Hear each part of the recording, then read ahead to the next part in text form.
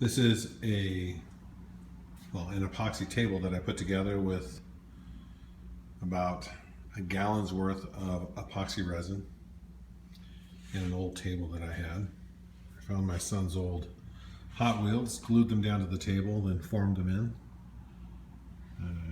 The form I used tape and made a pretty rigid form. And then I poured the epoxy, did some sanding, and this is what you get.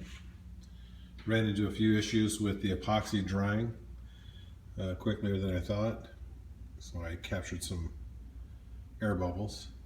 I didn't have a heat torch. I used a lighter to heat out most of the bubbles, but a few of the bubbles came through and hardened up, and can't do anything about it now because they are as hard as a rock. But for a beginner type project, very simple, and instead of the Hot Wheels being in the closet in a box, now they can be seen.